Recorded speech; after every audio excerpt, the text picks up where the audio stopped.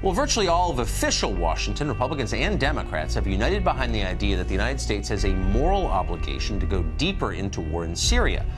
What happened in 9/11 is we didn't have a strategy, we didn't have bipartisan agreement, we didn't have American understanding of it, and we had instead a policy coup in this country. A curious agreement here between the Young Turks and at least one Fox News anchor. Now, it's on the issue of Syria. This doesn't happen very often. Don't be mad, if you're a Democrat, at your Democratic congressman because they can't reduce the troops and frustrate the president. That's not the issue. And if you're a Republican, don't be mad at the Democrats because they're fussing with the troops.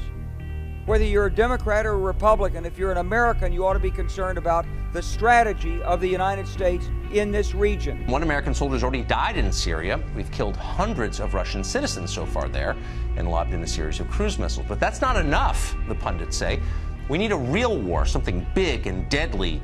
You talk about the corporate media, the Western media, the lies, and all of this.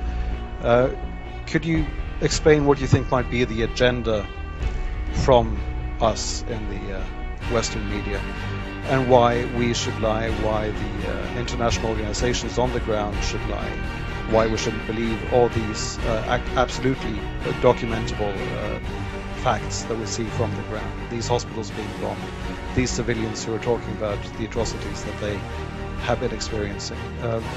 How can you justify calling all of us liars? You need to take him out, you should. It's very clear to me that this president, after using such rhetoric on Sunday, has to take stronger military action than we did last year. We have a leader who is now a war criminal, supported by the Iranians and the Russians. That demands a strong and risky response. If the West won't stand up when a leader uses gas multiple times against his own people, we live in a very dangerous world.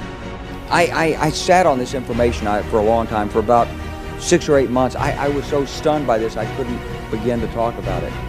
And I couldn't believe it would really be true, but that's actually what happened. These people took control of the policy in the United States.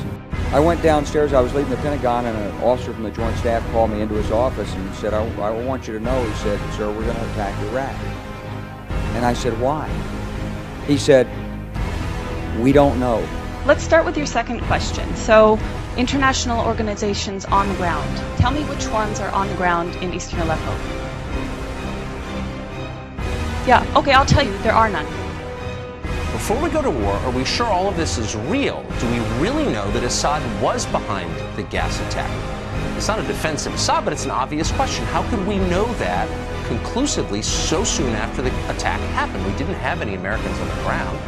And why would Assad do that, given the certainty it would hurt his own interests? They're relying on compromised groups like the White Helmets, which, let's talk about the White Helmets. The White Helmets were founded in 2013 by a British ex-military officer. They have been funded to the tune of $100 million by the US, UK, and Europe, and other states. They purport to be rescuing civilians in eastern Aleppo and Idlib, yet no one in eastern Aleppo has heard of them.